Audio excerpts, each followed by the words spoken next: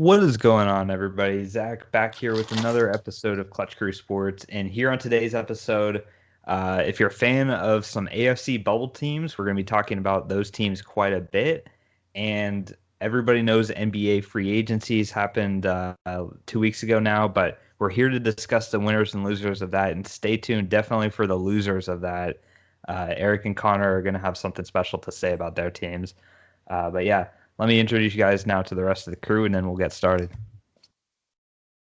What's going on, guys? It is Connor, the co-host with the most, and unfortunately, in addition to ranting on the Charlotte Hornets for the third week in a row, I could rant on my lockboard performance. I did have one game taken away because of COVID, but definitely not looking good for me in the lockboard recently, even though I'm still only not too far behind. It's definitely need to turn things around here. What's going on, y'all? This is Eric, your ranting co-host. As Zach alluded to, there will definitely be a rant from me tonight. You're going to stay tuned, though. It'll be during the NBA segment. But I did have a pretty good performance in the lockboard this week and took first place this week. So I've still got a ways to go to get back in it, but never going to complain about a dub. So I'm happy with that. What's up, guys? It's Nate here. COVID finally caught up to the NFL this weekend. It caught up to my lockboard.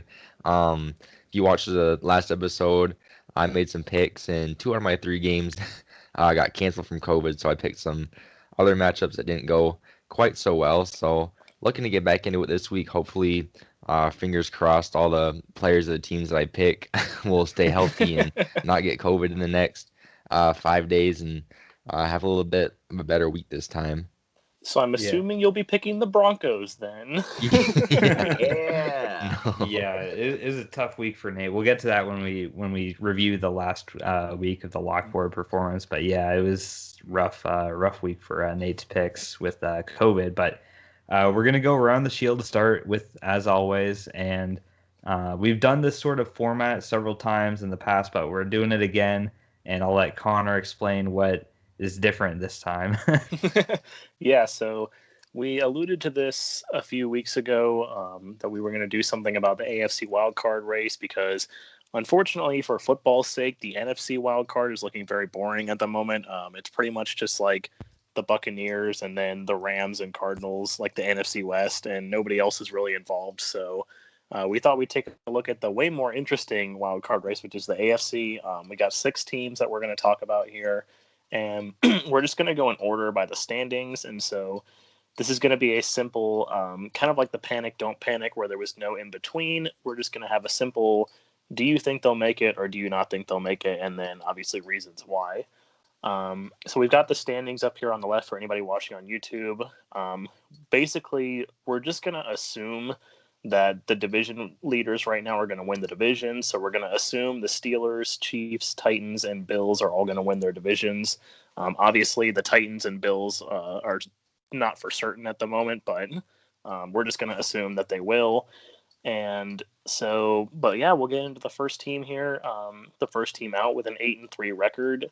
Let me move the picture over here. The Cleveland Browns. So, are the Cleveland Browns in or are they out?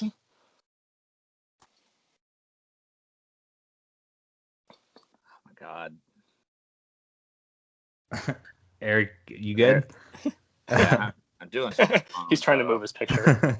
Okay, so here are the results from our always fun to watch picture moving on YouTube. So myself, Connor, and Eric all picked the Cleveland Browns to be in the playoffs, and Nate is the only one picking them to be out of the playoffs. And also, to something I'll say before we get started is we've all agreed to pick 3 teams in and 3 teams out. So I'm not just going to pick every team to be in the playoffs and be like, well, I'm going to get 3 of these right, So one way or another, I'm going to get this right.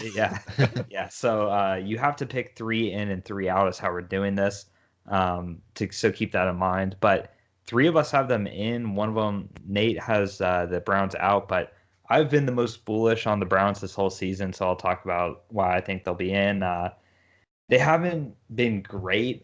I'll say this. They've been winning some close games and everything, but They are currently the 5 seed.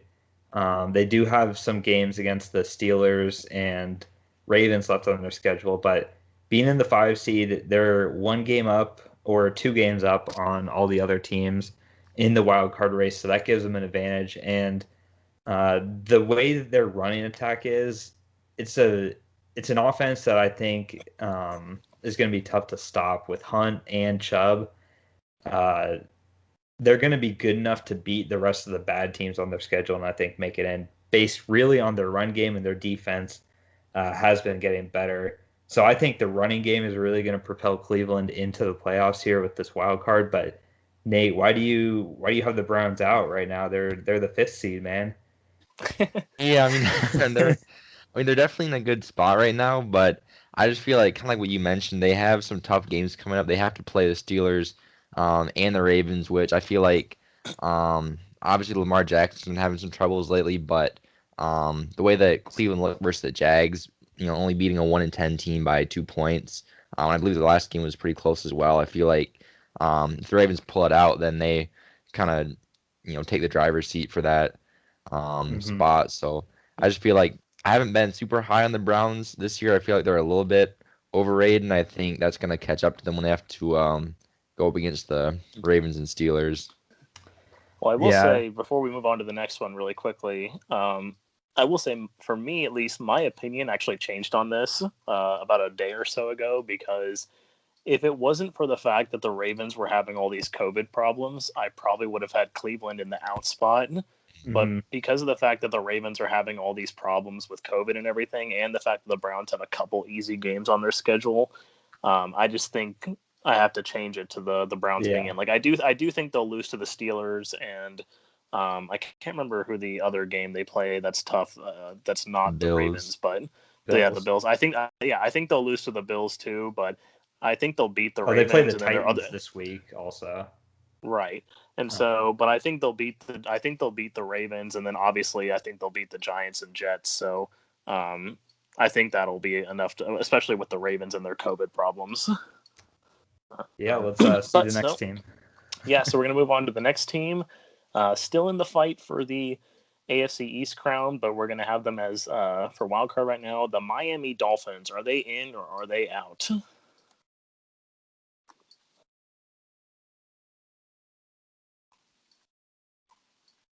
Oh, Nate's picture is slowly Uh, moving towards the end, and then it went well, I was back out. back and This sounds forth like on some it. indecisiveness. I think I guess I'm gonna Remember, leave you it have over to have here. 3 in and 3 out for everybody. Yep, I'm Uh, gonna stay on the outside. okay. Okay. So we have our first split of the night.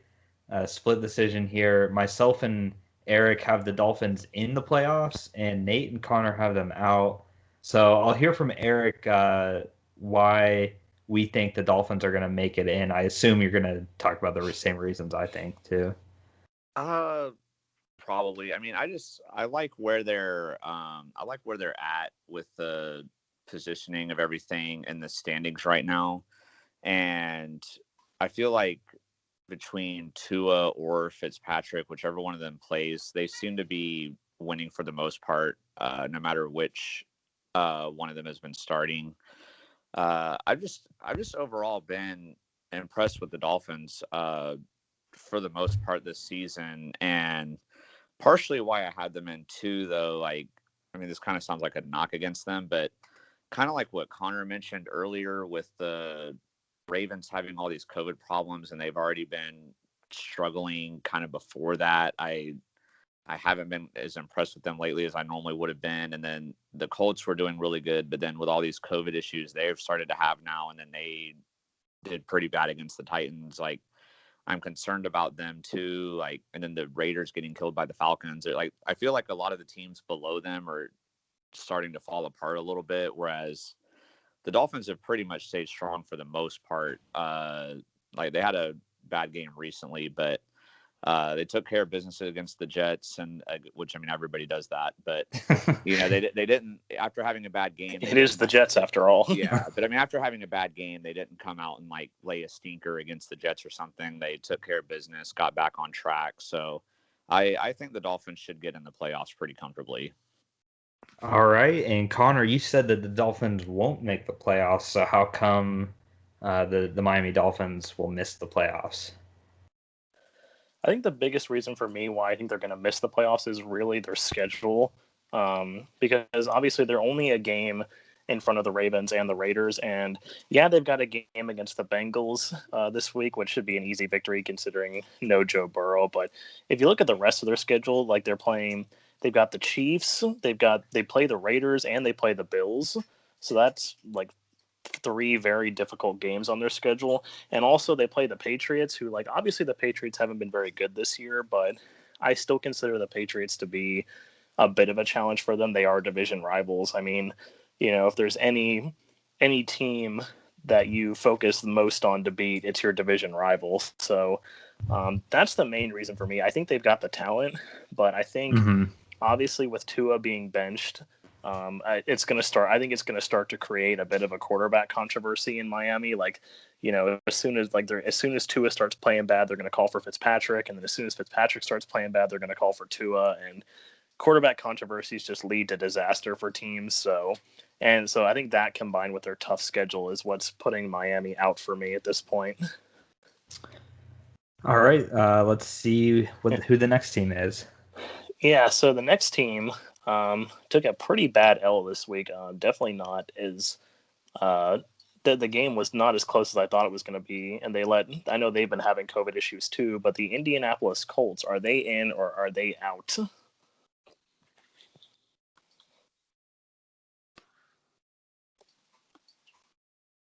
Okay, I guess I'll put my picture more in the middle now since I'm the only one on the outside for the Colts. All right.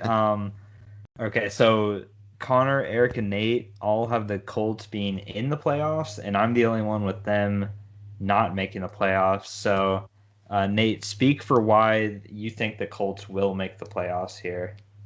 Yeah, I mean, I think kind of mentioned they have some COVID problems, which is definitely a concern, but I feel like that's gonna be more of an issue for all the teams, going forward. So it's something they're gonna have to work with. But overall, I feel like I really like their defense, and they impressed me a lot. I really only watched a couple games of them this year, but I saw them versus the Packers a couple weeks back, and they just impressed me the way they came out and matched up with Aaron Rodgers and all the talent they have over in Green Bay. And I think out of all these like bubble teams, I think they're the most well-rounded roster at the moment, and I think they're gonna finish out the season and at least be one of these last three spots.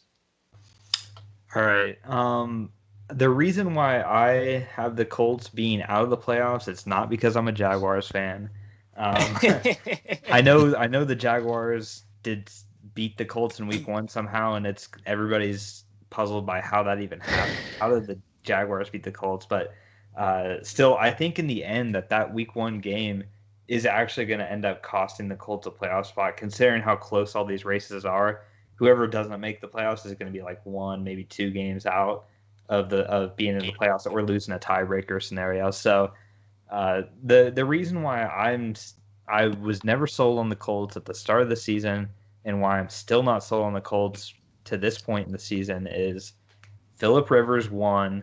I know he didn't play last week. Brissett was playing, and it didn't go well. The Titans won, which I predicted would happen. And two, their defense. Nate was talking about how good they are. I feel like this Colts defense is really similar to the Patriots defense of last year, where they were statistically a really good defense. I think a couple weeks ago they were statistically, and fantasy points wise anyways, one of the best defenses. So but you never really heard anything. You weren't like, oh, the Colts defense. Like, people always talk about the Steelers defense when it comes to great NFL defenses. And to me, I think I think we're going to start seeing the Colts defense end up like the Patriots defense did last year, where they have some tougher opponents on their schedule. They have Houston twice, which I think they'll split that series with Houston. Houston's starting to get better. And then the rest of their games aren't for sure either, but they do get to play some of these teams to potentially get in. But I like the other teams better than the Colts, and I've already picked 2 teams in the playoffs, so I got to have 3 more out. Yeah, we're all going to be out on some of them. But so the next one, we were talking about this team earlier. Their game against the Steelers has now been postponed for the 3rd time. It is now going to be held on Wednesday. and at what did you say, Zach? 3:40 because 3:40. NBC does not want to interrupt their Christmas tree lighting apparently. So Yeah, the Rockefeller but tree. I think it's yes. a tradition or something, but yeah, they're not changing it. Yes, so we're going to go with the Baltimore Ravens. Oh, Eric made his picture shorter. Oh my God, Eric, you're going to short to big. I know you're going to be on the out because you've already picked three in teams. But I'm going to chill. Thankfully for Eric, he's not having to move his picture very much. Yeah. Okay, Nate, are strategy. you? Man, okay. Are you? Okay, Nate, are you on the outside? Yeah. Okay. So we have a unanimous 4 picks, all 4 of us picking the Ravens to be out of the playoffs. Let's hear from the Steelers fan himself on this one. Well, yeah, basically, I think like I said, the main reason why I'm doing this, because I talked about this a little bit with the Browns one, was that because the Ravens they've got like 22 players on the COVID list right now, which is, I mean, that's by far more than any other team has had like at any point this season. And obviously, the biggest thing that's hampering them right now is the fact that if this game with the Steelers does go on, they're going to be without Lamar Jackson, without Mark Ingram, without J.K. Dobbins, without Matthew Judon, like they're without Mark Andrews. Like they are missing a lot of really good players on the team. And the bad news for the Ravens too is the fact that if they lose this game to the Steelers, which I never thought I'd be talking about this before the season started, but because we're going into week 13 now, this game will still be technically week 12. If the Ravens lose this game to the Steelers, the Ravens are out of contention for the division because at least the Browns, for their sake, are still in contention for the division. If the Ravens lose, that's it for them. They have no possible chance to win the AFC North, and I did not think I'd be saying that entering Week 12 of the season. I know pretty well all of us, except for Zach, picked the Ravens to win the division at the start of the season. So these COVID issues for them are really going to start to pile up, especially even looking in the future that they're probably going to be getting some hefty penalties because it looked like one of their coaches broke the COVID protocols, and that's why they're having this outbreak. So definitely not looking good for the Ravens at this moment. They're probably, other than the Broncos, they're probably in the worst place right now of any team in the league. Yeah, I would agree with that. And then even to me, I had the Ravens being out of the playoffs even before the COVID situation because I just thought they hadn't been playing great football at all. And we've seen Lamar Jackson really become a one-dimensional quarterback where he doesn't throw outside the numbers. The offensive coordinators just not trusting him with certain throws, and it's making their whole offense really predictable. And last year that worked out because nobody had seen it before. And now, after a successful season, defenses always adjust, and defenses are adjusting to the Ravens, and the Ravens are not doing anything new that teams haven't seen. And until Lamar Jackson starts being a better quarterback, I don't think this will change, COVID or not COVID, for the Ravens. So that's another reason why I think they missed the playoffs. But four teams down now and going to the 5th one. Yeah, so I think, Nate, you've only had one team that you've picked for the end so far, right? The Colts? Yeah. Okay. Yeah. So we'll move on to the next team now. Yeah, I was just making sure. I wasn't sure if that was correct, but I guess it is. So we're moving on to the Las Vegas Raiders. Took probably one of the most surprising L's all year, getting destroyed by the Atlanta Falcons. I don't think anybody saw that coming. Like maybe some people had Atlanta winning that game, but not winning it by the margin they did. So are the Raiders in or out? Okay, so we have 3 votes in for the Raiders, and Eric is the lone voice for the Raiders being out. I'll speak for the Raiders' sake. I think they do make the playoffs here. This is the problem that everybody always has, and we make power rankings that we give to Brody Sports Talk every week, and I look back on my power rankings sometimes, and I'm a victim of it, but it's always overreaction Monday, and I'm not ready. I'm not ready to sell the Raiders off just yet, just because of a devastating loss, embarrassing to to the Falcons. And Josh Jacobs did suffer an injury, but I think he's been going through stuff all year. I think he'll be fine. But they just decided to shut him down halfway through that game when it was not even a game anymore. But I don't think this is it for the Raiders. I do think they're sneaky good. Derek Carr's been having a good year.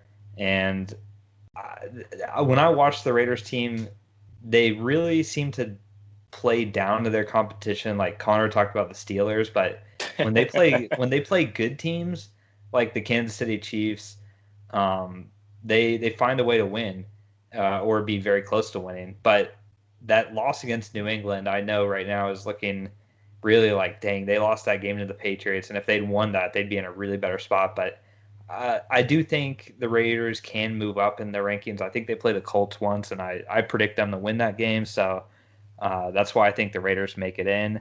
Eric, you've got the Raiders out of the playoffs, though. You're the only one out of the four of us having them out. So how come?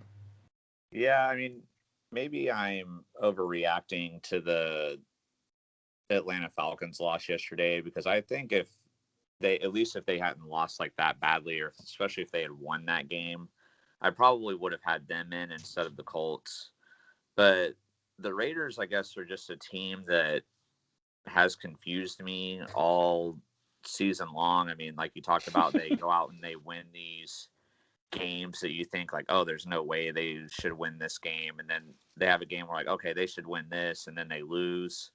And I just don't trust them, I guess, is my problem. Like, I think they have the talent, and I won't necessarily be surprised if they get in, but just with their inconsistency, I mean, I guess if you look at their record too, I mean, they are 6-5, so they've literally like won and lost just about the same amount of games overall. So I just have a hard time trusting them. They do have a favorable schedule coming up, though, which is good for them.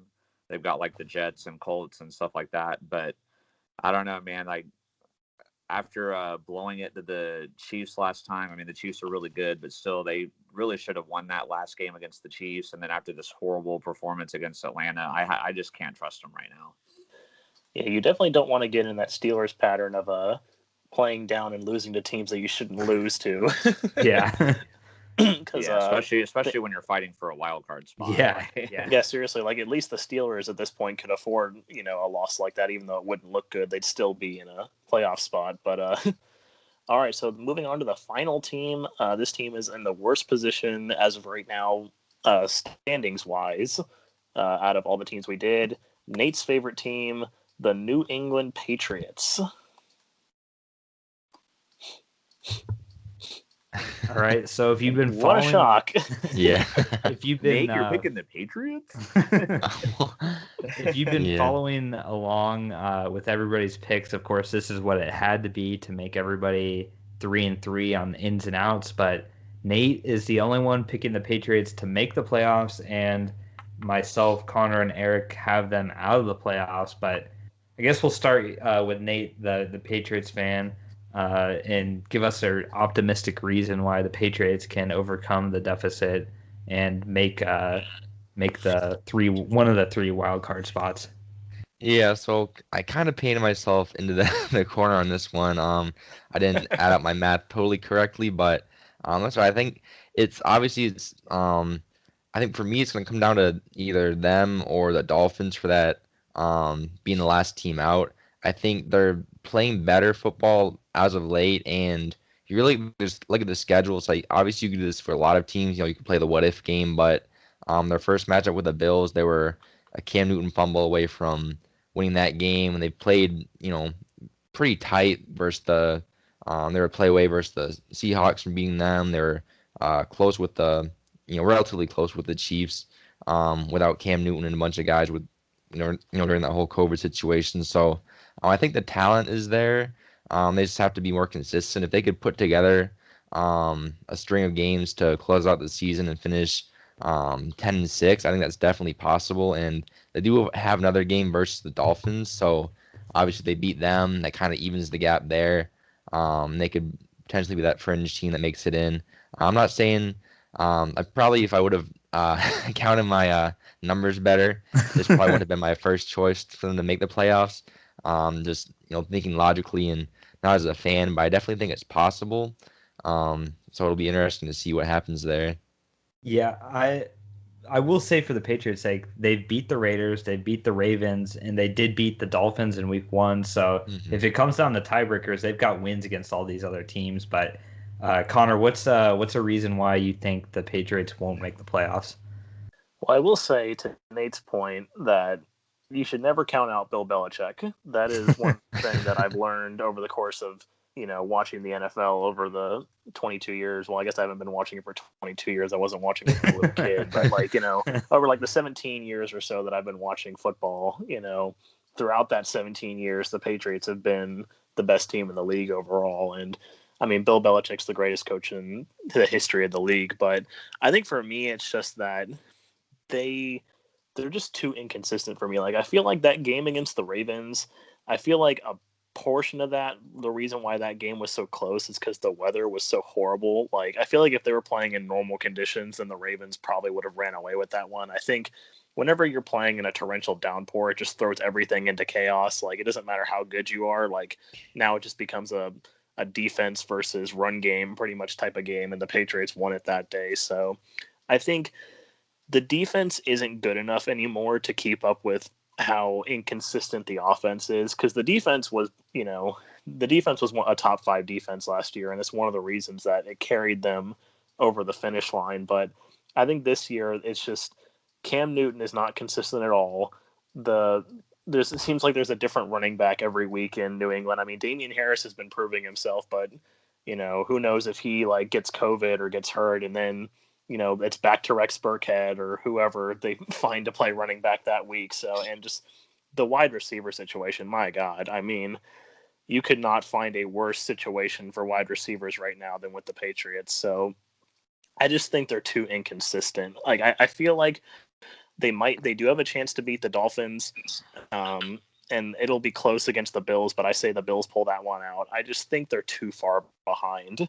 Maybe if they were kind of in a situation where like the Colts were, then I would consider maybe somewhat putting them on the end. I just think they're too far behind to make it up. Mm-hmm. Yeah, so after this has all been said and done, the 3 teams that we have in are the 3 teams that Connor voted for. I know the Browns, Colts, and Raiders. The first one out that we were tied on was the Miami Dolphins, and then the other 2 that we were more sure of being out, the Patriots and the Ravens. And it was interesting. All four of us voted on these 3-3, and none of us had the same exact 3 teams in. So all 4 of us have have a different set of 3 teams. So that tells you how wide open this wild card race is, and there's cases for all 6 of these teams, to be honest. So there you have it, guys. Maybe we'll check back in a couple of weeks, see how this ends up going. But hopefully you guys enjoyed that little presentation of why some teams might make it and why some won't. And we don't have a game of the week this week just due to a lot of us not getting to watch many games this week and other stuff we have planned for the podcast. And some of our episodes have been running over an hour, so we want to cut that down. So no game of the week. Maybe next week we'll have that, but we do have the lock board to look back on. And like we said earlier, a lot of issues for Nate's lock board. He had to redraft 2 matchups. He took the Lions over the Texans, which was wrong, and a 5-point game, LSU over Texas A&M, which is also wrong. I had to readjust my lineup and pick Tampa Bay over Kansas City, which was wrong. And Connor readjusted his lineup to pick South Carolina beating Georgia, which was also wrong. So that tells you that this wasn't a great week when we had 4 cancellations and all 4 of them we got wrong. But Eric did end up having a pretty solid week nonetheless. Eric was our winner of the week with 6 points, so I'll let him go over the games he got right, and then we'll look at the total standings. Yeah, I will say in my victory speech here, I know normally whoever gets the most points tends to kind of rub it in. The other people think that, but I'm definitely going to be taking the high road here because I was the only person that didn't have to make an adjustment because of a game getting canceled with COVID. So that obviously being able to stick with my original picks and not having to just pick from the leftovers was good. And I did have the first pick of the draft last week too. So that was another advantage I had. So But I got Iowa State over Texas right. That was my first selection. That was the college game I was most confident in, so I was happy to be able to snag that one. And I also meant to pick it in the second round, but I got more aggressive and took a 5-pointer in the second round. But I was happy to still be able to get the football team over the Cowboys. I was surprised in that game that all the experts on TV were picking the Cowboys to win that game when just a couple weeks before that Washington had destroyed them. So I wasn't really sure. The experts on this show didn't pick them, I'll tell you. We had a clean sweep of picking the football team in our weekly picks. I guess maybe they didn't watch that game or something. I don't know. But so I was happy to get that one too. And I was shocked Dallas was favored. So that was 2 3-pointers I got. I got aggressive and took the Bears over the Packers for a 5-point play, which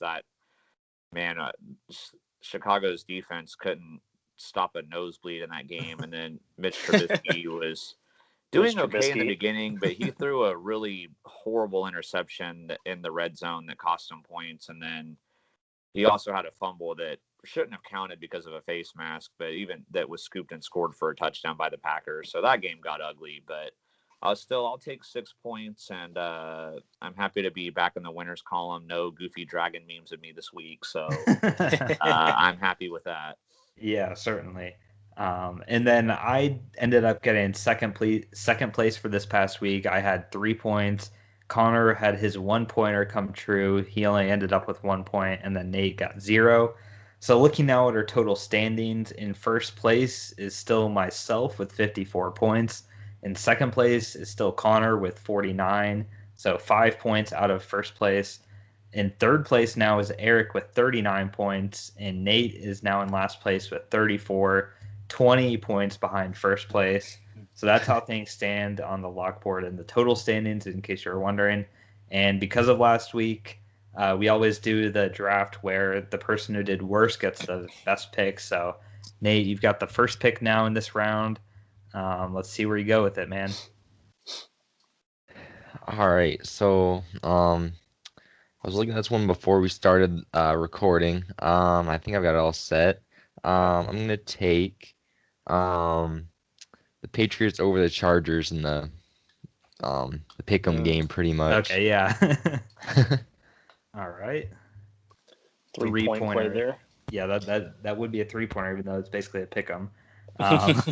Connor, you've got the second choice. Yeah, Connor, you've got the second pick now this week. Where are you going to go with this second pick?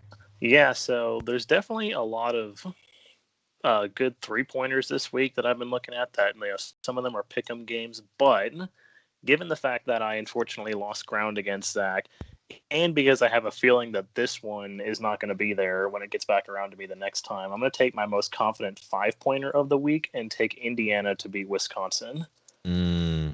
Ooh. I was surprised. I'm quite surprised that Wisconsin's favored by 9.5 after Indiana almost beat Ohio State. Are we sure that's right? Because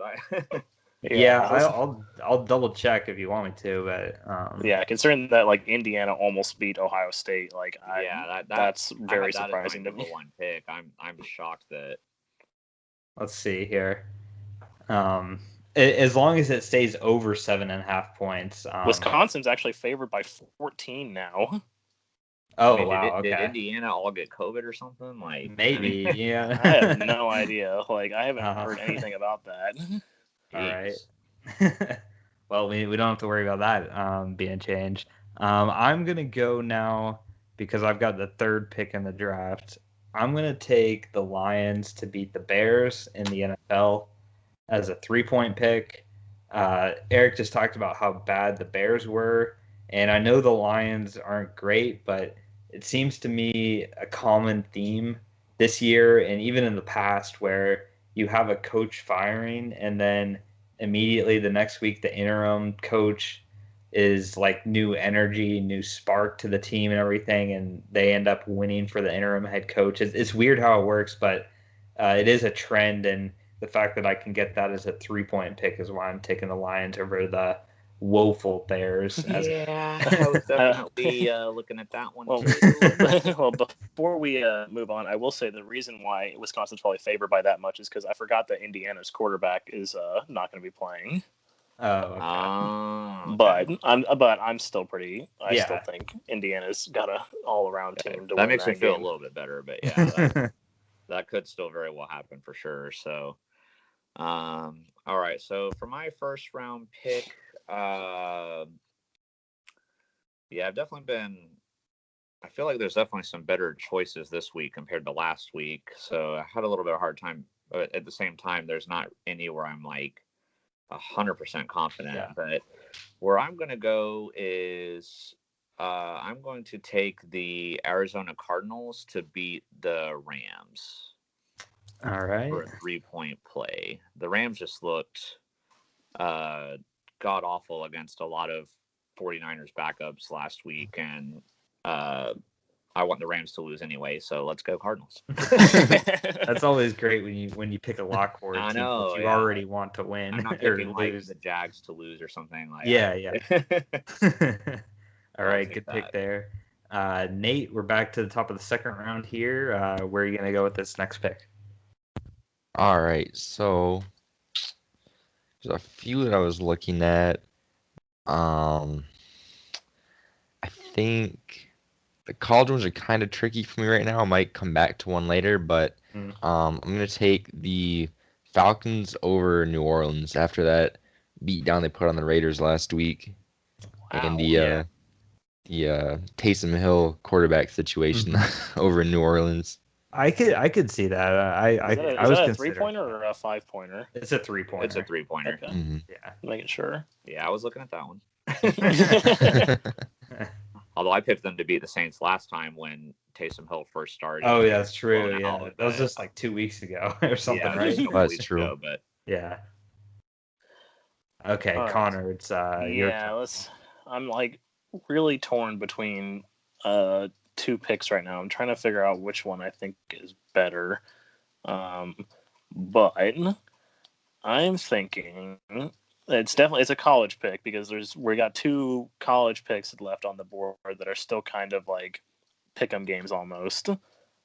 So I think they have burned me in the past, but I'm hoping they don't do that this time because they are at home, and they honestly, I was actually surprised that the other team was favored. I'm going to take the SMU Mustangs over the Houston Cougars. Yeah. sign it.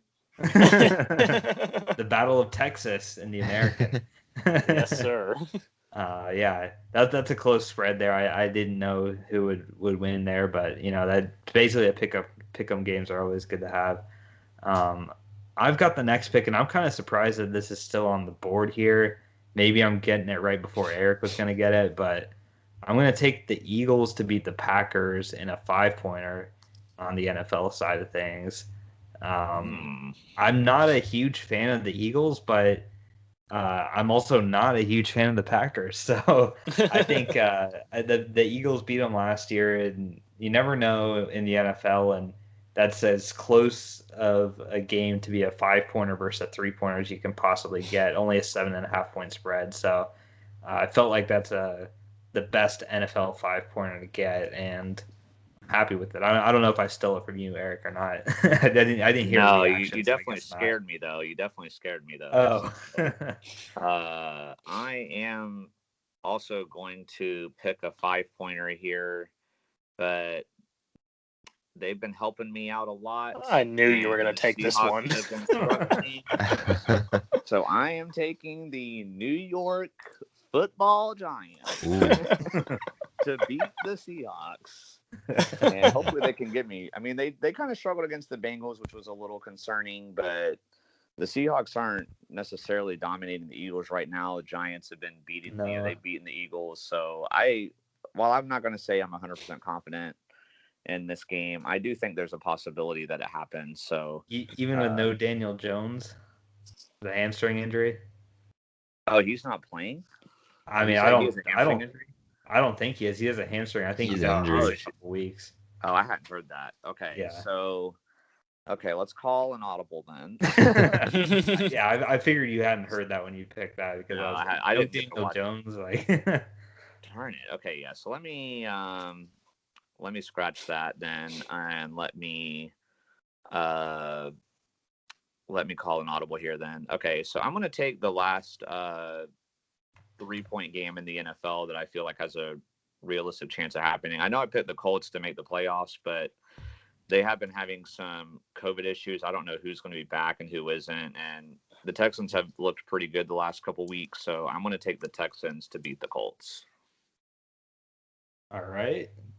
That's your audible in round 2 there from Eric. Now we'll move on. Go a bit of an audible there. I appreciate you. Yeah, being I didn't. I had to. I just wanted to say that just so you would know, in case you didn't, which it turns out you I did not know that. So appreciate the heads up there. Yeah, no problem, man. No problem.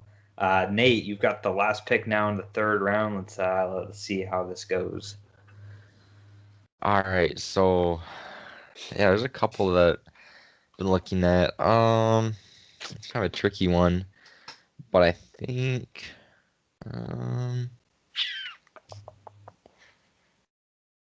yeah, I'm going back and forth, but I think since I need to get back in the race, and I don't really have a whole lot to lose, obviously, I'm gonna go with Washington State over USC, and hopefully that one doesn't get canceled. Like I know the Pac-12 seems to be having worse It does. COVID issues than everyone else. So And the weird thing was with Colorado and USC, like they canceled, but then Colorado ended up playing some other team like San Jose State or something like San Diego State. Like, really? just on the fly. Yeah, I was like, why is Colorado playing San Diego State? And then I looked up Colorado USC. Oh, it was canceled, but Colorado decided to play a game against San Diego State because Fresno State canceled San Diego State's game. Like, yeah. But of course, Colorado was heavy favorites in that game, whereas before they were heavy underdogs against USC. I don't know what ended up if they won or even if it was played, but yeah, all right. Connor, you've got the next pick now. Do you know where you're going with it?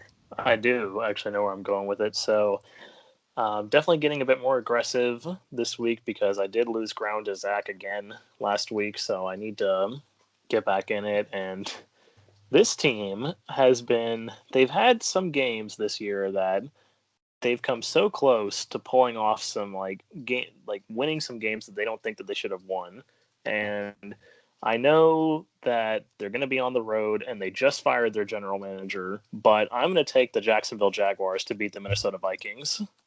Ooh. Someone named not either Eric or Zach picked the Jaguars in the game. Well, it's just like they've been looking. Yeah. Like, other than that game against the Steelers, like they've been yeah. in all these games, which is crazy. They have. They definitely have been.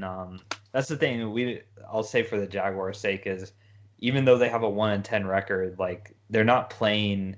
Like they still are playing with full effort. They're not like going out there trying not to win. Like you can tell they're giving it their all, which is why they're in some of these games, even though they're not supposed to be in. So yeah, maybe firing Dave Caldwell will get that full losing spirit out of there. Well, they should have fired Doug Marrone so they could get the spark that Zach thinks the Lions. I don't know if Dave Caldwell being fired will provide the spark fully, but who knows, man? I mean, obviously, I'm not going to complain if Connor gets that one right for the Jags' sake, but yeah. Okay, so I've got the next pick now, and I really hope I don't end up regretting doing this, but I know Connor did this a couple times when he had the lead in the standings, but I'm going to go with a 1-pointer just to be safe. I think I know which one you're going to take. Just to get that 1-pointer, I'm going to take Clemson to beat Virginia Tech. Oh, that's actually not what I thought you were going to do. Yeah, just Clemson, they don't lose to hardly anybody, and let alone I don't think Virginia Tech has a chance, to be honest with you. Trevor Lawrence is pretty great in that last week coming off of COVID, so nothing wrong with him. So I think Clemson cruises to that, and hopefully that game does get played. Yeah, I thought you were going to take the Chiefs over the Broncos. Oh yeah. Who knows what the Broncos quarterback thing will be, though? Maybe they'll have a real quarterback this time. I don't know.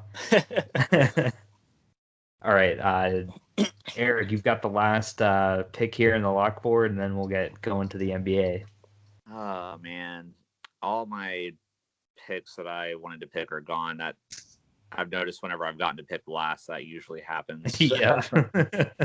Oh man, it sucks because I'd rather just pick a safe pick, but the problem is that I've still got some ground to make up. So I'm gonna just go ahead and take this pick'em game basically, and hope that TCU can beat Oklahoma State. All right. TCU over Oklahoma State is what we're going to end the lock board on. And this is how things look now. So you can take a look on YouTube or whatnot and see the full set of locks. And moving forward, we will have an additional wild card round uh, to be used in the case of any COVID cancellations. We'll get more to that next week, but you'll see another round of locks next week. So that'll make things even more interesting to see what round 4 looks like and how deep that goes. Now we'll move on to Around the Hoop, and we have NBA free agency to cover, and I want to quickly go over what we got right and what we got wrong. Mostly we got these wrong. The only thing I could honestly rant on this in a way. Yeah, so Brandon Ingram did get re-signed by the Pelicans, and we all predicted that right. Everything's going good. Fred VanVleet re-signed with the Raptors, which Connor was the only one getting that call right, and for him, everything was going good up until then. And then Danilo Gallinari ended up signing with the Hawks, along with Bogdan Bogdanovic, and that really threw a curveball and everything, since none of us had the Hawks as listed up here at all. We all got those predictions wrong. Bogdan, we'll talk about this later, but very close to being a Buck, but that didn't happen. And then Montrezl Harrell ended up going to the Lakers, which nobody saw. If I had picked the Lakers 2 weeks ago, you guys would have laughed at me for that prediction, but it ended up happening. And we'll talk about him later too, because he's on the winners and losers list as well. So taking a look now here at the winners and losers list, we have this very similar to the way we did the NBA draft winners and losers of last week, but I feel like we got to start with the losers here because that's everyone's wanting to hear these rants. So I'll let you guys decide who wants to go first for your teams, and then we'll get the tissues and cry with you guys as well. I'll let Eric go first on this. Okay, yeah. Well, I mean, you guys aren't really going to be. Connor and I are the ones crying for sure. Like, you might make us cry. You guys get, I don't know. You might laugh, cry. Okay, but you might just want to get some popcorn or something. All right. Yeah, really. Eric and I are. We said this last season that we were going to be taking a walk and eating a taco, and we might be doing that this season. Yeah, it's happening for the Thunder this time. I mean, and I know some people might, if you know me, like we've talked about how like when we all play like 2K and stuff, that if I feel like I don't have a contending team, that like I will blow it up, and that's what OKC's GM did. So you might be thinking, well, he blew it up and is rebuilding, which is something you would want him to do. So why are you mad about it? Well, the reason why I'm mad about it is because I think Sam Presti made some horrible moves, and he's made a lot of great moves in the past, and there have been times where maybe it didn't look like a good move, but then he ended up looking like a genius. So there's always the possibility that I could be wrong here, but I just don't see it, because I understand you wanted to get rid of the high contract players. I understand you want to rebuild for the future and stuff like that, but when you look at everything that OKC did, we took Dennis Schroeder, who I personally felt like still could have been an asset for the team going forward, and we gave him to the Lakers of all teams for a late first round pick, which is basically a second rounder, and Danny Green.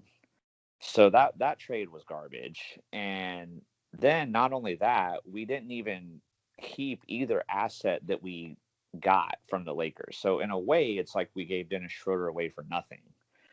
So I didn't like that move. And then this move I liked initially. We traded Chris Paul for Kelly Oubre, Ricky Rubio, and I think we got a first round pick in that trade too. I think we got a future first round pick in that trade. I don't remember. But so when that move happened, I was like, okay, Oubre is a good, solid young player. We can use him. And Ricky Rubio could be some depth for us, but I'll be fine if they trade him. So I was liking this trade at first. But then they take the pick we got from the Lakers, the pick we already had, and Ricky Rubio, and traded all three of those assets to move up 8 spots, only 8 spots in the draft, and draft a guy that I've never heard of who's a total prospect. So I don't know why we had to give all of that up just to go up and get a prospect. Like if we gave all that up and made a big splash and got somebody really good in the lottery that maybe fell a little bit, that could be a use right away or something, maybe I would be okay with that. But we gave all of that up for a project who probably still would have been there at pick 25 anyway. And then we could have moved Ricky Rubio for something else or something. I don't know. So that was horrible. And then I can't even remember all of the moves. So many moves. We trade Oubre for not much. So then we take everything that we got from the Chris Paul trade and gave it all away basically for some prospect draft pick players. So just like how we gave away Dennis Schroeder for basically nothing, then we've also given away Chris Paul for basically nothing. And we gave away Ricky Rubio and Kelly Oubre, who we traded for basically nothing. Then we let Gallinari walk in free agency, which I'm okay with that, but at least it would have been nice if they could have maybe done a sign and trade or something to at least maybe still get something out of him before he left. Because if they weren't intending to re-sign him, they should have just traded him before the trade deadline last year and at least got something in return instead of letting him now walk away for nothing. So that was garbage. Oh, Oubre trade, we got Al Horford. That's who we got. So the Al Horford is the one. That was in the Danny Green trade. Oh no, that was in the Danny Green trade. I can't even keep up with all this stuff. That's right. Oubre. Oh, that's right. We gave Oubre to the Oubre Warriors. to the Warriors. We gave Yeah. Oubre to It's the like Warriors. we're having to keep clipboards on like where people go in the draft, but we need one clipboard especially for the Thunder. Like just like fact check me if I say Okay, anything I got wrong. you. Like I meant to like write all this down beforehand, but I got home from work late and didn't have time to do it. So that's right. We gave Oubre to the Warriors for a top 21 protected first round draft pick. I didn't even know they protected draft picks that far. I thought they only could offer protections through the lottery. I didn't think you could go even farther down than that. So if the pick ends up being in the top 20, we don't get the pick and we get like 2 second-round picks, which is garbage. And in even like if we 3 years from now. yeah, I'm like 2024 or some garbage. And if we do get the pick, it's a pick 21 through 30, which is basically a second rounder anyway. So we gave Oubre away for nothing, who was the best player we got out of all the trades, like out of everybody we brought in. He was the most valuable person we brought in. And we'll just give you away for nothing. Like, just throw you in the trash. That's cool. So just everything was just so bad. I mean, and literally all we have out of this now is Al Horford and a million lottery protected draft picks. Like, that's what we have. And having the draft assets and stuff moving forward is great, but we are going to be so bad this year. Like, so bad. I don't know if there's like a prospect coming out in the next draft that's supposed to be the next Michael Jordan or something. And so they're trying to have 200 draft picks so they can make sure they land the number one overall spot and have our team so bad that we're most likely going to get the number one pick. I don't know, man. But this offseason just sucked so much. Like, when I was thinking of all, like I initially, when I did the OKC rebuild, I wanted to try to keep most of the pieces. And then Zach talked about why we should, make the trades instead. And kind of that Zach got me more on the side of, okay, this team did overachieve. Let's look to the future and rebuild. But I was excited because I was like, okay, we've got all these pieces. We can get a lot of value for them.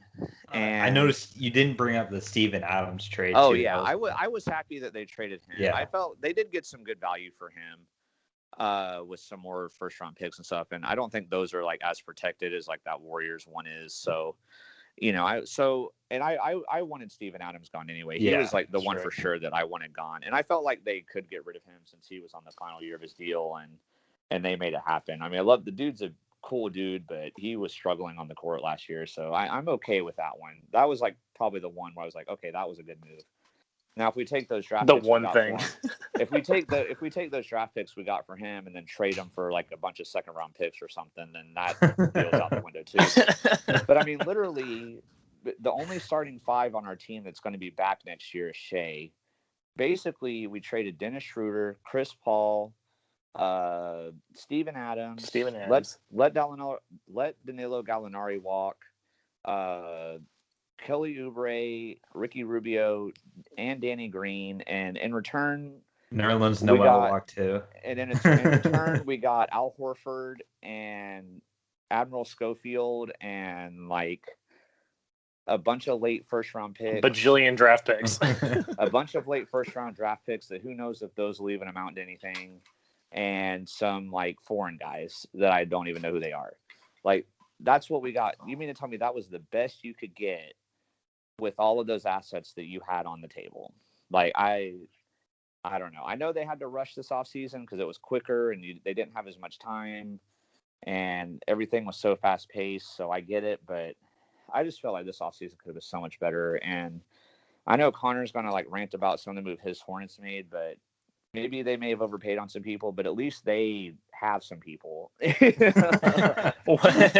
know. I feel like the Thunder are going to be the worst team. I know I said that last year, but looking back, I mean, obviously hindsight's 2020, but we actually had some. If you compare, the 2019 OKC Thunder to what we're going to have this year, like, there's no way this team's better, not even close.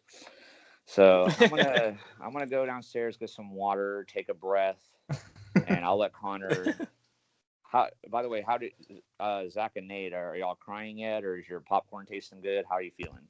I feel bad. I genuinely feel bad for you. I'm not a Thunder fan. I don't like the Thunder, but listening to you rant, it made me feel bad for you next year because you're not gonna have any. Between the Jaguars and this, like, I really feel bad for you. Yeah, well, and then Tennessee Volunteers too. Yeah, throw them in there too. What looked like a possible promising season turned straight into trash. So yeah.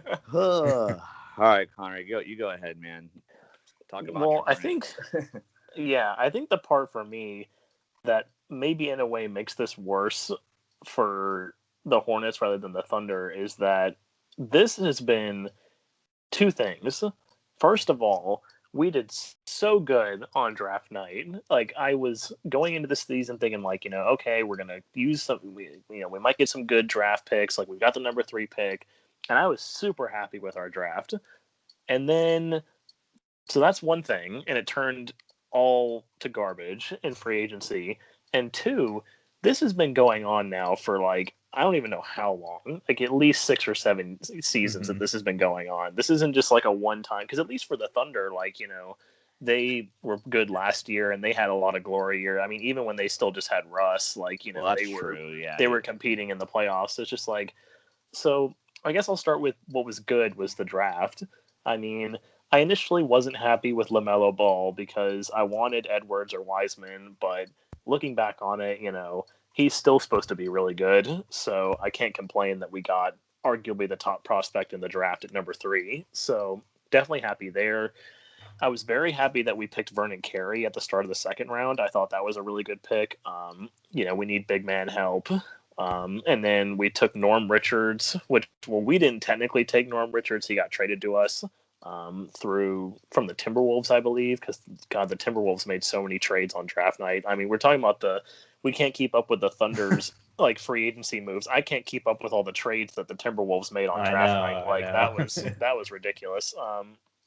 And then I was slightly happy with Grant Riller. Like, I wasn't terribly excited for him when I saw we picked another point guard, but they were saying that he's better than where he was drafted, because he was drafted at the very tail end of the second round, but they're saying he's better than that. So who knows, maybe he might turn into something. But then we get to free agency, and I don't even know where to begin with what this team did. Like, they started out, they wanted to go after Montrezl Harrell, which I was all for that. I was like, I even picked him in the free agency to go to the Hornets, and I was like, all right, he'll be a nice compliment to Cody Zeller. Like, maybe even though I'm not the hugest fan of Zeller either, but, he'll be a nice compliment. He can maybe, work with Zeller and try and get him to be better and, just be another strong presence there in the paint, which we were sorely lacking. But then Montrez decides that he's going to pull a KD. And I mean, not quite a KD, but, because he's not a superstar or anything, but he decided that he was going to turn down more money from the Hornets, quite a bit more money from the Hornets, and go join the Los Angeles Lakers for almost nothing, just because he wants to be on a championship-winning team. And then, so after that, our options got turned very thin at that point. It's like, okay, like Bogdanovich is probably going to, we're not really going to go after him. So that leaves Hayward, and there was someone else who was on there that I'm like blanking on who else was available. It's like that we could go after. And I kept seeing the Hornets link to Hayward, so I'm like, great, I'd be Whiteside, really... I think, maybe. Yeah, I did hear Whiteside, but I really did not want that to happen. Yeah. But yeah, I was like, great, we can get Gordon Hayward, like, maybe on like a couple of year deal, and, he can be a nice compliment for the next couple of years.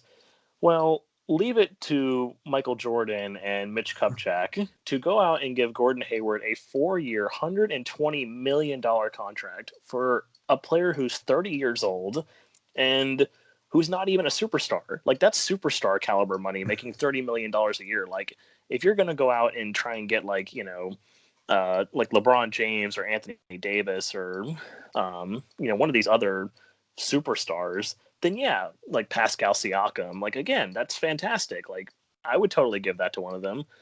And they decide they're going to give it to an aging player who was injured half of last season, and we're going to be paying him $30 million for the next 4 years.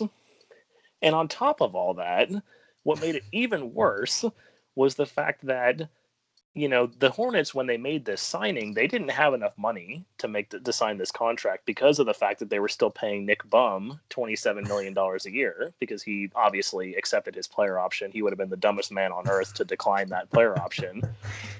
So they decide that they're going to waive Nick Bum, so that now we're going to be paying his contract of $9 million over the course of the next 3 years. So a contract that we thought we were going to be finally rid of after this season, we're still going to have for the next 3 seasons, paying $9 million a year to Nick Bum, which essentially, Zach was talking about this before the podcast, essentially means that we're paying Gordon Hayward $40 million a year, which is absolutely ridiculous.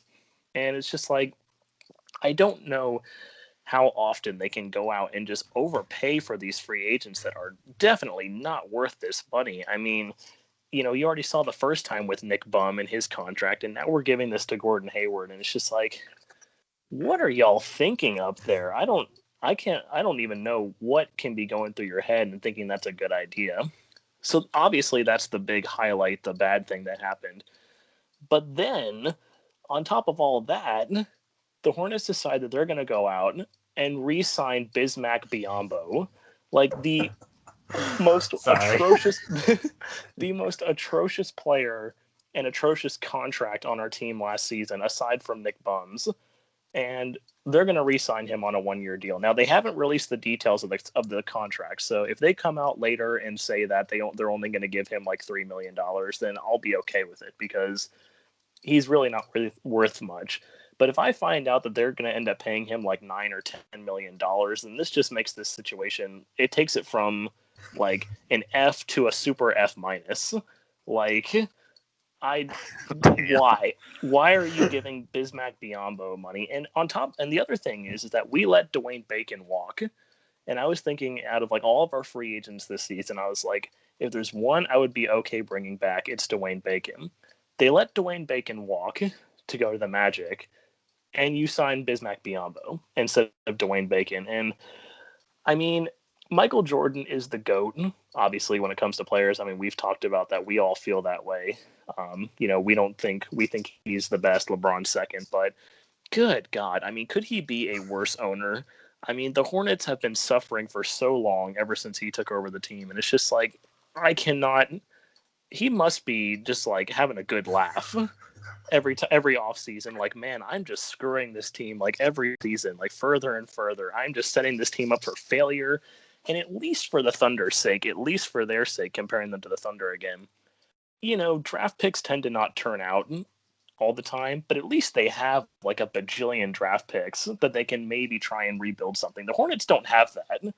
The Hornets are stuck with all these horrible contracts, and like I'm sure Nicholas Batum is having like a huge laugh too. Like, oh my god, like I thought that I was going to be done with this team, and they decided to make this horrible decision of waiving me, and it's just sad. It's like this could have been so much better, and just when I think I really should have not expected anything less, because I came into this thinking like, man, the Hornets are going to compete for a playoff spot, and who knows, we might compete for a playoff spot, but goodness gracious, like 2 years from now, our team is going to be a huge dumpster fire, and that's not even saying that like us making the playoffs is a guarantee.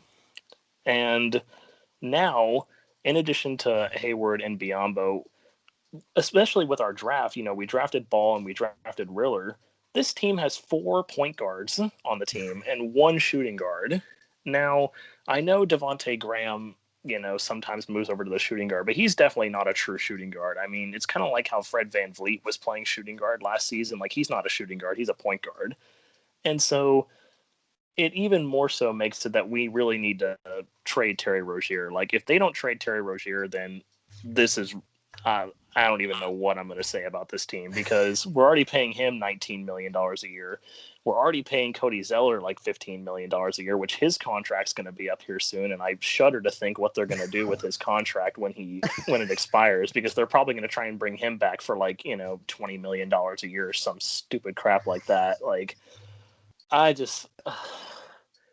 it was looking so good, and now it looks like a dumpster fire. Thank you, Michael Jordan. You suck. Oh man, dude, I was telling you that, man. Like before, like don't get your hopes up. They should have offered to give a future first-round draft pick to the Thunder to take on Nick Bum's contract, and I'll bet you they would have done it. Oh my god, You said Nick Bum's dude. I that was hilarious, man. But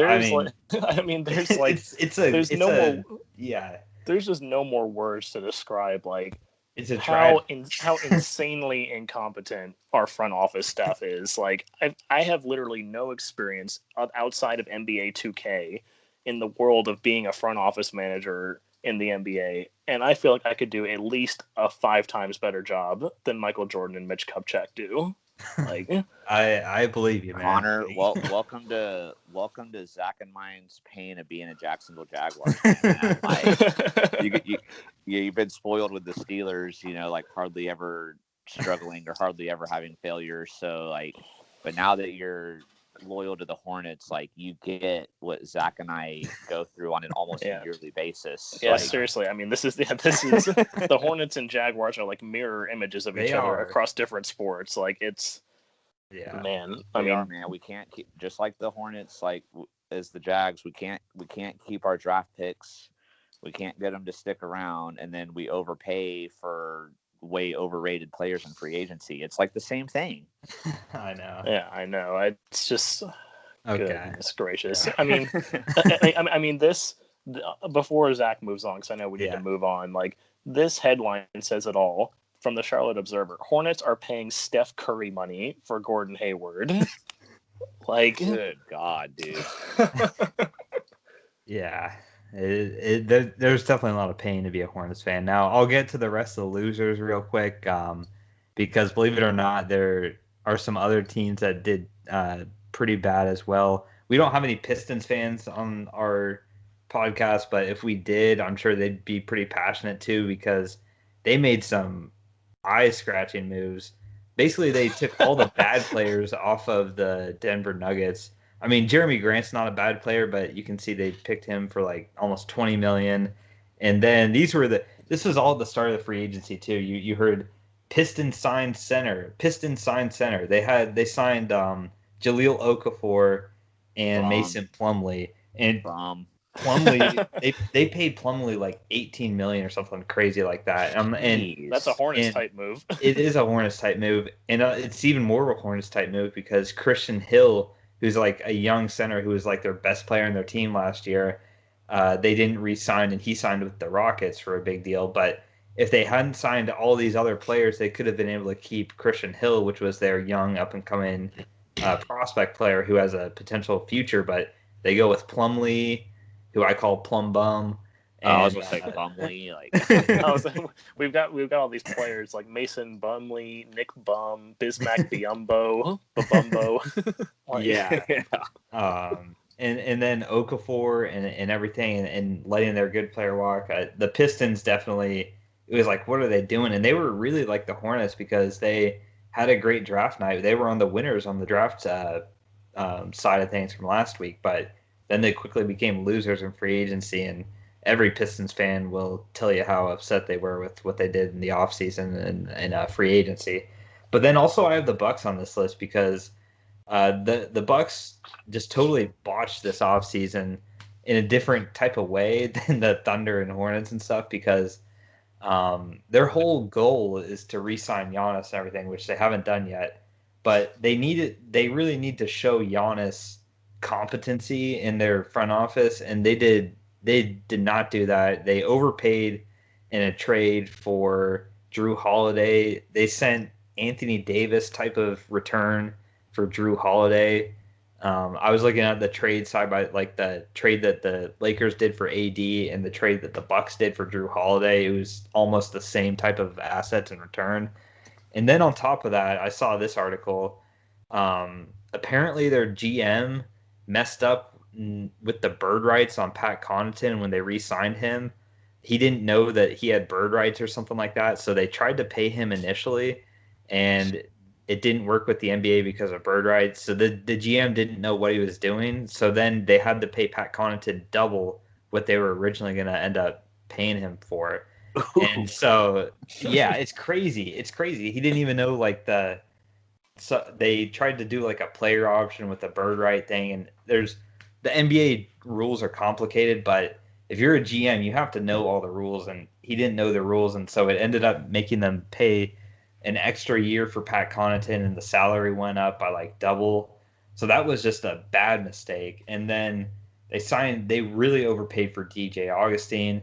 And then also, too, they're being investigated for tampering because they were idiots and released details of a Bogdan sign-in trade, which was before free agency started. So what do you think was going to happen? Like the NBA said that they were going to be strict on tampering, and you talk about a trade that you're doing a couple days before free agency starts, and it's like, hold on, this is clear tampering here. So now they're going to get fined for that. Probably lose some second-round draft pick or something for it with the Kings because they were caught tampering, and it's just been a bad offseason for the Bucks. Obviously, they're going to be good next year. They're not going to be like the Hornets or Thunder or Pistons, but they've really, in so many ways, they've botched this offseason that I had to put them on the loser list. So that's the fourth team on the loser list, and we put one player on here, and I'll let Connor talk about this player and why he's kind of on the fence between being a winner and loser, but definitely financially he took an L this offseason. Yeah, for sure. I mean, Montrezl Harrell, I mentioned him earlier. I guess I can mention now that like this is one of the reasons why I could rage on our free agency picks, because had it not been for the Bucks like botching the Bogdan thing, and it had Montrez not turned down the money, I would have gotten 4 out of the 5 free agency picks, right? Like, I mean, none of us were really close on Gallo, but like that annoys me a little bit. But yeah, I mean, it's just he decided, like I said, he pulled a KD, just like less money. He decided that he was gonna, take. I have to actually look up it. Here we go. he signed a 2-year, $19 million contract. So give or take, he's making about $9 million, like $9.5 million a year. When he could have been making somewhere in the ballpark up around, I think it was like 13 to 14 million had he signed with the Hornets. But as all these NBA players tend to do now, they decide they want to go ring chasing. And the part in my mind that I think it makes it sad from Harrell's point of view is that he's not that old. I can understand it if you're a player like, you're about to hit 30 years old and you haven't won a ring yet, and maybe you just want to, like, you're thinking about maybe retiring soon, and you want to add a ring to your collection. Like, fine, sure. But Harrell's only 26, and he's the reigning Sixth Man of the Year, so it's not like he's a bum or he's an aging veteran that's going to be retiring anytime soon. Like, he still has a lot of years left in him, and to like I said, he's a winner on the side of that he's going to a team that's obviously going to compete for the championship again, but he's definitely a loser in the financial department, which, I mean, I guess it's pretty rare to see a player that will take a team over a contract, but definitely he could have been making a lot more money if he went to the Hornets. Yeah, and he's even going to be even more of a loser if the Lakers don't win it next year. Like, then it's going to look even worse for him. Yeah, seriously. So with all that being said, there are some winners. There's some good things for some people, some fans out there. And I'll let Eric start talking about maybe not any. I don't think this guy's got a big fan base or anything, but Danilo Gallinari, Gallo as they call him, he got quite a big deal from the Atlanta Hawks. So Eric, were you surprised to see the contract that he got handed to him? I was not surprised to see the contract he got handed to him. I was just surprised that it came from the Hawks. I understand, obviously, a team like the Hawks that can have trouble luring in big name free agents that they're going to have to overpay. But I figured Gallo would get close to 20 million. So I think, what did he get? Like 22 million, I think was his. I think it was total. Quite a bit more than that. You can look it up on Spot Track. Yeah, I guess we can. It was. Real quick. I thought it was. It set some sort of. It said some sort of record for his age. I know that Woj tweeted something like it was the most money someone his age had gotten in free agency from another team or something. Did anybody see this? I'm trying to pull it up right now. Okay. Yeah, no, it's 3 years, 61 million. So okay. It's about 20 million a year. Yeah, okay, so that's what I thought. I mean, for his age, that is pretty substantial, especially to get 3 years and get that much. But I mean, I say good for him, man. I mean, he was pretty good younger in his career. He had a pretty great year for the Thunder actually last year. I don't know if he'll be able to keep that up, but I mean, even though he was only on the Thunder for the one season, I enjoyed having him on the team, and I'll be watching and seeing what he does with the Hawks. So between getting him and Bogdan, and I mean, obviously he's not a good defender, but they have Trae Young, they've got John Collins. Like, I mean, the Hawks have a decent team now, so it'll be interesting to see what they're going to do next year. Besides like the teams that I root for and the teams the guys root for, like the Hawks are definitely going to be on my lookout list for sure. The Southeast is other than the Wizards, the Southeast is going to be very interesting this year. Oh, definitely. Okay, so I also have some of the members from the 2017 draft class on this list because it was payday for them, and they all went back to their teams on pretty big deals, and all of them got rewarded handsomely. So some of these guys include Donovan Mitchell from the Jazz, Jason Tatum from the Celtics, De'Aaron Fox from the Kings, and Bam Adebayo from the Heat, who all got extended with the max and everything. They all definitely won. The one on this list that I was not surprised that he got it, but Sacramento with Fox. I mean, obviously, you look at all these other four. Fox is definitely the worst out of the four on this list. I think Bam, Tatum, and Mitchell are all better than Fox is, but we've talked about Sacramento before. Like, it's hard enough for them to keep the players they get. So if you're a Kings fan, I don't think you can be too mad, even though he is probably going to be overpaid a little bit. You still have the point guard of the future then at least, and don't have to worry about him leaving teams for the next 4 or 5 years. And then to end things off, kind of related to the Montrez thing, but Connor talk about the Lakers and all the people that they got. Well, yeah, I mean the Los Angeles Lakers, they made some decent moves in free agency. I think the main thing actually that they can talk about that was good for them is that obviously they brought in Montrez. They were able to get Dennis Schroeder from the Thunder, which Eric was talking about that earlier. They were able to get Wesley Matthews from the Bucks, which I mean, think about Wesley Matthews that he's he's definitely up there in age, but I think he's still a really decent player. He's a great defender. He was able to lock down Jimmy Butler in a couple of those games that they were playing against the Heat when he was playing with the Bucks. So I think that was a good move. A better Danny Green. Really. Right. And they were able to offload Danny Green. They were able to bring in Marc Gasol from the Raptors, just like on a low deal. But I think the biggest news, this is definitely and they also brought back Rajon Rondo, which I think was a good move for them. But he went to the Hawks, that's right. I don't know why I still see him on here. I thought that was weird. I was like, no, they didn't bring him back. Yeah. But no. So this is just a rumor, and I know this is obviously related to me because I happen to be the agent of this particular player. But there are a lot of rumors circulating around because Anthony Davis has not signed his contract yet, which obviously he's going to sign with the Lakers. Like he wouldn't have, he would have signed with someone else by now if he wasn't going to sign with the Lakers because everybody would have been courting him. But there are rumors that because right now, like the Bucks have offered Giannis a supermax contract. If Giannis does sign that contract, then Anthony Davis will get he'll get a long-term deal, like 5 years. Like the Lakers will give him as much money as they can. But there is the possibility that if Giannis turns down his supermax, we've heard a lot of rumors that Giannis is linked to the Heat for next year, or maybe the Mavericks or a team like that.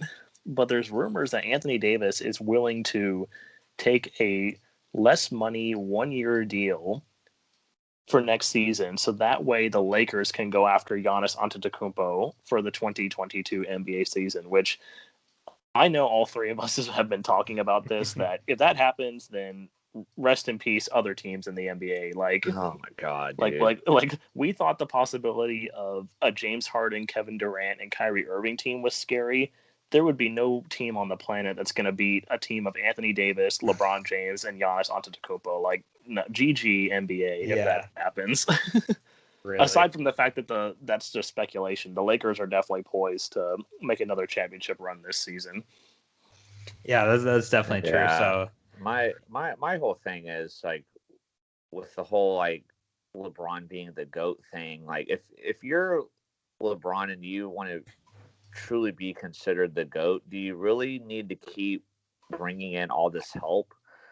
Like you already won a championship, and then now you got to go out and get rid of the couple of not good pieces that you do have on the team, and then bring in Montrezl Harrell, Dennis Schroeder, Marc Gasol, and Wesley Matthews, and then you're gonna, obviously what Connor said is speculation, but then how are you going to look like the GOAT if you get Giannis on your team next year? You know what I mean? Like that would be the biggest big three of all time. Like that wouldn't make you like if that happens and the Lakers win another championship, nobody's going to be like, oh well, LeBron's better than Jordan. Like I don't know. If I'm like a LeBron fan and I want LeBron to be considered the GOAT, I actually wouldn't want the Lakers making all these moves because I'd want to see him win a championship like as an underdog or like where he has to really go out there and earn it. But I don't know, man. I guess I could rant on the Montrezl Harrell thing too because I hate when players go and just like team up with their buddies or they go and take way less money so they can be on the championship team, especially when they're still in the prime of their career, like Connor said. I just don't understand it. Like this NBA offseason. Well, that was the funny thing. Everybody thought he was going to team up with his buddy in Charlotte because he's buddies with Terry Rozier. But like, yeah, I mean that's a little different in the sense like it's not like this. two superstars teaming up. But at the same time, when you're a good player and like, oh well, instead of making the most money I can possibly make, I'm gonna go team up with LeBron and AD. Like, I don't know. I don't get it. For NBA standards, he's going to be balling on a budget this year. Yeah. Oh man, dude, I don't know, man. I have just absolutely hated this NBA offseason. From what my team did, I'm right there with you, buddy. Yeah, I'm just ready for the Christmas Day opener and to see all these teams back again. Like I'm excited for the season for my teams. You notice my teams didn't end up on this list, so no rants from Zach. No. Yeah. No. Although the Trailblazers made one questionable move, but that was it. I've cooled down a little bit since then. I'm not like you guys still fuming over it, but I'm still. Regardless, you expect them to make the playoffs. So yeah, I'm still gonna watch. I still watch my Jags games when they lose. I'm still gonna watch my Thunder, although they're probably not gonna get any national TV games this year. But so it'll be hard to see them. But I'll see them when I can. Yeah. I'm still gonna be there. Yeah. All right. So that's gonna wrap this episode up, guys. Hopefully you enjoyed those rants, especially at the end by Eric and Connor. It was fun for me to listen to, especially Connor's. Since he doesn't rant as often as Eric does. But yeah, that's going to wrap things up. Hopefully everybody enjoyed, and we'll be back next week with another episode. And until then, be clutch. Bye. See ya. Peace. Right on.